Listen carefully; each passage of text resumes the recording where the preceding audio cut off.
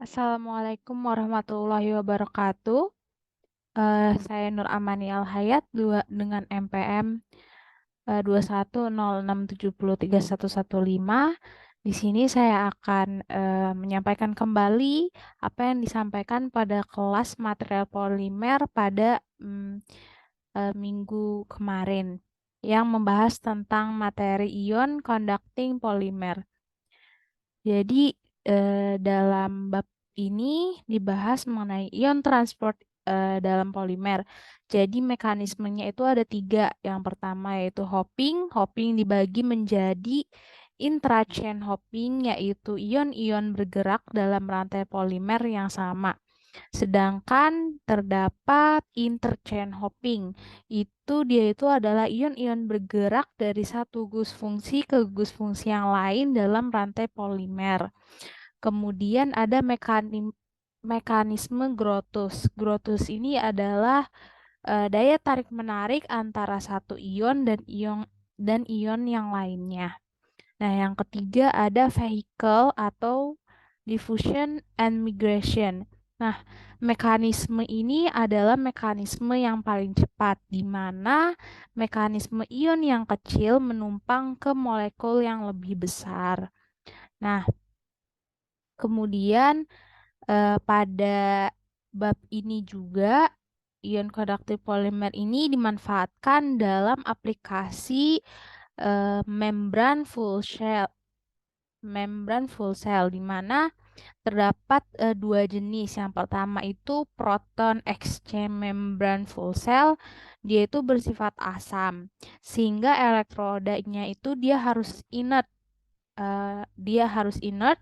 Yang mana elektroda inert ini dia itu mahal. Jadi dibuatlah sebuah alternatif untuk mengurangi cost-nya, yaitu dengan membuat anion exchange membrane full cell yang bersifat basah atau melepaskan OH- dan elektrodanya tidak inert, dan elektroda tersebut lebih ekonomis dibandingkan proton exchange membrane full cell.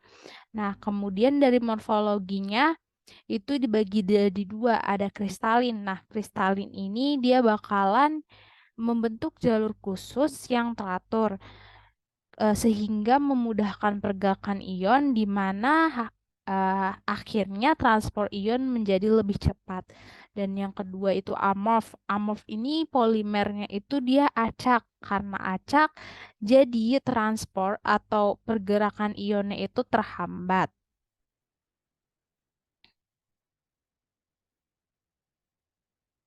Berikutnya dari desain struktur polimer, dia itu ada random cluster atau random copolymer.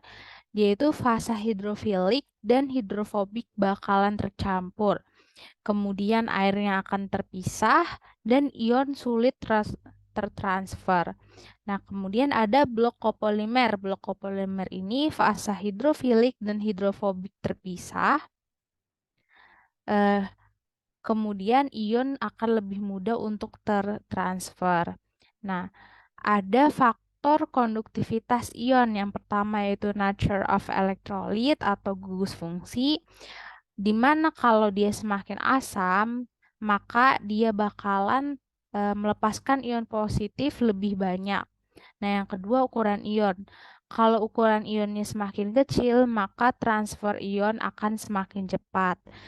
Yang ketiga temperatur. Kalau suhu semakin tinggi, maka kecepatan gerak ion semakin cepat. Dari morfologi polimer, kalau konektivitasnya itu tinggi, maka tingkat transfer ion akan semakin cepat. Dan yang terakhir, kelembaban. Kalau konektivitas kepada kanal air itu semakin tinggi, maka transfer ion akan semakin cepat. Yang berikutnya terakhir tentang Navion membrane. Nah, Navion membrane itu adalah bakalan di dalamnya itu terdapat super hydrophobic dan super hydrophilic, yang keduanya akan berkumpul dengan jenisnya masing-masing. Sehingga jika ada air, maka dia bakalan lebih ke hidrofilik. Mungkin Pembahasan dari saya cukup sekian, kurang lebihnya mohon maaf. Wassalamualaikum warahmatullahi wabarakatuh.